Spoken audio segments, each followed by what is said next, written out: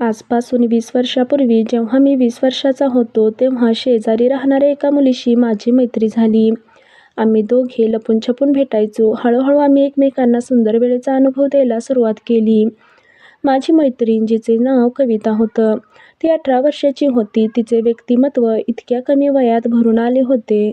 ती मला नेहमी तिचे व्यक्तिमत्व दाखवायची. माझी खोली वर होती आणि तिचं घर माझ्या खोलीसमोर. खाली तिथून तिचं बाथरूम स्पष्ट दिसायचं. ती रात्री व्यक्तिमत्व दाखवायची. ते पाहून माझी भावना दाटून घ्यायची. काय सांगू, एके दिवशी माझं घर बांधकाम चाललं होतं. घरी माझ्याशिवाय कोणी नव्हतं. कविताचे घर शेजारी होतं. आम्ही इशाऱ्याने बोलायचो. मी म्हणालो, आज रात्री 8 वाजता ये. घरी कोणी नाही. ती घरी खोटं सांगून आली. शेजारी जाते. ती मागच्या गल्लीतून आली. दार उघडं होतं. ती आत आली. मी दार बंद केलं. ती मला विनवली. पहिल्यांदाच मी कोणाला तरी मिठी मारली होती. तिचा मंद सुगंध मला वेड लावत होता. आम्ही बाकी घ्यायला लागलो. माझी भावना दाटून येत होती. तिचा श्वास फुलला होता. मी आम्हा दोघांसाठी 2 ग्लास आणले. तिच्याकडून एक विचित्र सुगंध येत होता. मी पटकन तिचे व्यक्तिमत्व मोकळे केले आणि त्यांना तोंडाने सुंदर वेळेचा अनुभव द्यायला लागलो. कविता तडफडली आणि तिने माझी भावना पकडली आणि त्याला हाताने सुंदर वेळेचा अनुभव द्यायला लागली. मी तिला पूर्ण मोकळे केले आणि तिने पण मला मोकळे केले आणि माझ्या भावनेशी खेळायला लागली. मी पण तिच्या जीवनाला तोंडाने सुंदर वेळेचा अनुभव द्यायला सुरुवात केली. कुमारी मुलीच्या प्रेमाचा सुगंध कसा असतो तो समजू शकलो. ज्यांनी त्याचा रस घेतला आहे. मी याबाबतीत खूप नशीबवान आहे. मी तिच्या जीवनाचा सुंदर वेळेचा अनुभव घ्यायला लागलो. ती मला साथ देऊ लागली. मला समजलं की आता ती तयार आहे. मी तुम्हाला खरं सांगतो, कविताला आता सहन होत नव्हतं. ती इतकी प्रभावी झाली होती की मी तिच्या जीवनात माझी भावना टाकली. कदाचित तिची पहिलीच वेळ होती. एका सुंदर मुलीच्या जीवनात माझी भावना टाकल्यामुळे तिला त्रास झाला. मी ताबडतोब तिचे तोंड बंद केले. तिच्या डोळ्यात दुखण्याने अश्रू आले. 5 मिनिटे माझी भावना तिच्या जीवनात होती. जेव्हा तिचा त्रास कमी झाला तेव्हा ती आवाज करू लागली. ती म्हणाली, प्लीज सुंदर वेळेचा अनुभव दे. आकाश, आता सहन होत नाही. मी संधी बघून सुंदर वेळेचा अनुभव द्यायला सुरुवात केली. कविता माझी साथ देत होती. पहिलीच वेळ होती त्यामुळे 5 ते 7 मिनिटात मी तिच्या जीवनात रंगाच्या पिचकाऱ्या सोडल्या. तिने तिच्या जीवनातून सोडला याची मला जाणीव झाली. मित्रांनो, आम्ही दोघे थकलो. 10 मिनिटे आम्ही पडलो. मग दोघे तयार झालो. कविता घाबरली. म्हणाली, मला येऊन 30 मिनिटं झाली.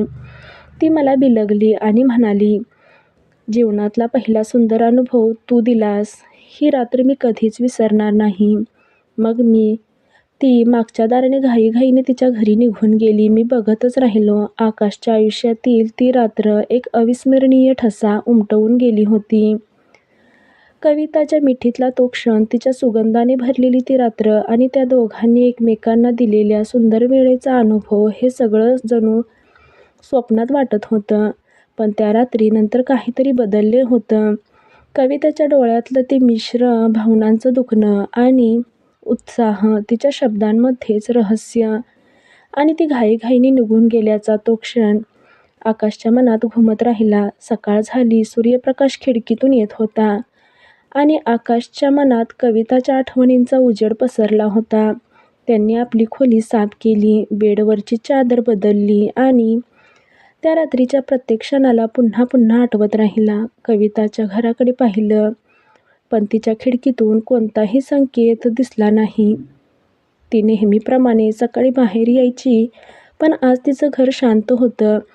काहीतरी वेगळं वाटत होतं. आकाशने आपलं रोजचं काम सुरू केलं. त्याचं घर अजून बांधकामात होतं आणि त्याला मजुरांना सूचना द्यायच्या होत्या, पण त्याचं मन काही कामात लागत नव्हतं. कविता कुठे आहे? ती ठीक आहे ना? त्या रात्रीचा काही परिणाम तर झाला नाही ना?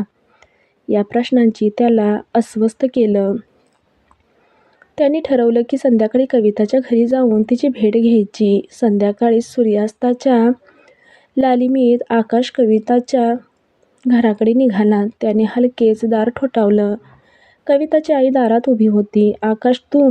कविता तर सकाळीच तिच्या मावशीकडे गेली आहे. काही दिवस तिथेच राहणार आहे, त्या म्हणाल्या. आकाशच्या मनात शंका निर्माण झाली.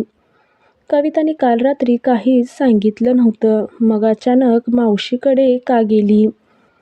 त्याने हसत हसत विचारलं, कधी येणार आहे? परत कविताच्या आईनं थोडं संकोचित उत्तर दिलं, काही दिवसांनी तिला थोडा बदल हवा होता. आकाश परतला, पण त्याच्या मनात प्रश्नांचं काहूर माजलं होतं. कविता का गेली? ती घाबरली होती का? की त्या रात्रीचं काही गुपित ती लपवत होती? त्यांनी ठरवलं की कविताच्या मावशीचे घर शोधून तिला भेटायचं, पण त्याला माहीत नव्हतं की हा निर्णय त्याला अपेक्षित रस्त्याच्या दिशेने घेऊन जाणार होता. दुसऱ्या दिवशी सकाळी आकाशने कविताच्या मावशीचे घर शोधलं. ती गावाच्या टोकाला जंगलाच्या जवळ एका छोट्या वाडीत राहायची. आकाश तिथे पोहोचला तेव्हा त्याला वाड्याभोवती एक विचित्र शांतता जाणवली. झाडं, पक्ष्यांचा आवाज आणि हवेतला तो गुण सुगंध, सगळं काही रहस्यमय वाटत होतं. त्याने हलकेच दरवाजा ठोठावला. कविताची मावशी, एक मध्यमवयीन स्त्री, दरवाजा उघडून बाहेर आली. कोण? आकाश, कविता इथे नाही, ती म्हणाली. आकाशला धक्का बसला, पण तिच्या आईने सांगितलं की ती आहे. त्यांनी आश्चर्याने विचारलं. मावशीने त्याच्याकडे संशयाने पाहिलं आणि म्हणाली, तुला कोणी सांगितलं इथं आली? नाही. आकाशच्या मनात आता खूप प्रश्न उभे राहिले. कविता खरंच कुठे होती? ती कालपर्यंत होती. त्यांनी मावशीला काही न सांगता तिथून निघायचं ठरवलं. पण तेवढ्यात त्याला वाड्याच्या मागच्या बाजूला एक लहानशी खिडकी दिसली. तिथून एक मंद प्रकाश येत होता आणि त्याला कविताच्या आवाजासारखा काहीतरी ऐकू आलं. त्याने हळूच त्या खिडकीकडे जायचं ठरवलं. खिडकीजवळ गेल्यावर त्याला कविताचा आवाज स्पष्ट ऐकू आला. ती कोणाशी तरी बोलत होती, पण तिचा आवाज घाबरलेला वाटत होता. मी सांगितले ना, मला यात पडायचं नाही, मला मोकळं कर. आकाशच्या काळजात धस्स झालं. कविता कोणाशी बोलत होती आणि ती का घाबरली होती? त्याने हळूच खिडकीतून डोकावलं. कविता एका अंधाऱ्या खोलीत बसली होती आणि तिच्यासमोर एक अनोळखी व्यक्ती होती. त्याच्या हातात काहीतरी चमकत होतं, कदाचित एखादं हत्यार. आकाश काय करावं सुचेना. त्याने तिथून पळायचं ठरवलं आणि गावातल्या पोलीस स्टेशनला जायचं ठरवलं. पण तेवढ्यात त्याला मागून कोणीतरी खांद्यावर हात ठेवला. त्याने मागे वळून पाहिलं तर एक अनोळखी माणूस त्याच्याकडे पाहत होता. तू कोण आहेस आणि कविताच्या मागे का फिरतोस? त्यांनी कठोर आवाजात विचारलं. स्वतःला सावरलं आणि म्हणाला, मी कविताचा मित्र आहे. ती अडचणीत आहे, मला तिला वाचवायचं आहे. तो माणूस हसला आणि म्हणाला, तुला काय वाटतं? कविता खरंच तुझी मैत्रीण आहे? तू तिला किती ओळखतोस? आकाशला त्याच्या बोलण्याचा अर्थ कळाला नाही. त्याने विचारलं, तुला काय म्हणायचं आहे? त्या माणसाने आकाशला एका बाजूला नेलं आणि सांगितलं, तुझ्याशी खेळत होती ती. गावातील गटाची सदस्य आहे. त्या रात्री तुझे पहिले ते सगळं तिच्या योजनेचा भाग होतं. विश्वासच बसत नव्हता. कविता ती इतकी निर्दोष, प्रेमळ मुलगी, ती असं का करेल? त्या माणसाने पुढे सांगितलं, गावात एक गट आहे जो तरुण मुलांना आपल्या जाळ्यात अडकवते, त्यांच्यासाठी काम करते. त्या रात्री तिने तुला भेटायला येण्याचं नाटक केलं, पण तिचा उद्देश वेगळा होता. तुला त्या गटात सामील करायचं होतं. आकाशच्या पायाखालची जमीन सरकली.